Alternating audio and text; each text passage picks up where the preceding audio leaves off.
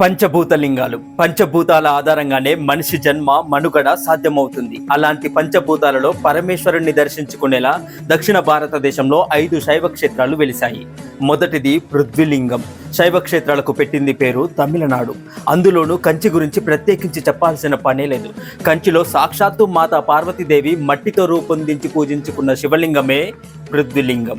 ఒకానొక సమయంలో గంగమ్మ తల్లి మాతా పార్వతీదేవిని పరీక్షించేందుకు ఉరుకులు పరుగులు తీస్తూ శివలింగాన్ని ముంచెత్తే ప్రయత్నం చేసిందట. అప్పుడు మాతా పార్వతీదేవి ఆ శివలింగాన్ని తన చేతులతో గట్టిగా హత్తుకొని శివలింగాన్ని కాపాడుకుందని, అందుకు నిదర్శనంగా అక్కడి శివలింగం మీద అమ్మవారి ఆభరణాల గుర్తులు కనిపిస్తాయని చెబుతుంటారు. ఇక రెండవది ఆకాశలింగం. చిత్ అంటే జ్ఞానం, అంబరం అంటే ఆకాశం.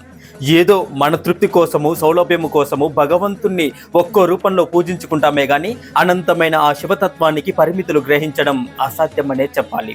అందుకనే ఇక్కడ ఆ పరమేశ్వరుని మూల విగ్రహం ఉండాల్సిన చోట కేవలం ఖాళీ స్థలం మాత్రమే ఉంటుంది. ఆ చిదంబర రహస్యాన్ని భక్తులు తమకు తోచిన రీతిలో అన్వయించుకుంటూ ఉంటారు.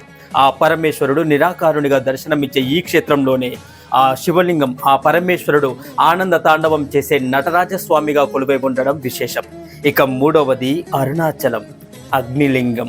మీరందరూ కొండ మీద వెలిసిన దేవుణ్ణి చూసే ఉంటారు, కానీ దేవుడే కొండగా వెలిసిన క్షేత్రం అరుణాచలం, తిరువన్నామలై. ఇక్కడి స్వామిని అన్నామలై అని పిలుచుకుంటారు భక్తులు. పవిత్రమైన ఆ అన్నామలై ఉన్న క్షేత్రమే తిరువన్నామలై. బ్రహ్మదేవుడు శ్రీ మహావిష్ణువుల మధ్య ఎవరు గొప్ప అన్న సంవాదాన్ని తీర్చేందుకు సాక్షాత్తు ఆ పరమేశ్వరుడు అగ్నిలింగంగా వెలిసిన క్షేత్రమే ఈ అరుణాచలం. అగ్నితత్వానికి గుర్తుగా ఇక్కడి కొండ కూడా ఎర్రటి అరుణము అనే రంగులో కనిపిస్తుంది. ఆ కొండనే పరమేశ్వరునిగా భావించి దాని చుట్టూ గిరి ప్రదక్షిణ చేస్తుంటారు భక్తులు. ఇక నాలుగవది జంబుకేశ్వరం, జలలింగం. తమిళనాట తిరుచి పట్టణానికి సమీపంలో ఈ జంబుకేశ్వర ఆలయం ఉంటుంది. ఇక్కడ ఒకప్పుడు జంబూ వృక్షాలు అంటే నేరేడు వృక్షాలు ఎక్కువగా ఉండేవి, కాబట్టి జంబుకేశ్వరం అన్న పేరు వచ్చిందట. మరో కథ ప్రకారం శంభుడనే మహర్షి తపస్సుకు ప్రసన్నమైన శివుడు శివలింగ రూపంలో వెలిశాడని, శివుడికి ఎదురుగా శంభుడు జంబూ వృక్షంలా నిలబడి కలకాలం శివుణ్ణి చూస్తూ ఉండిపోయే వరాన్ని పొందాడని చెబుతుంటారు.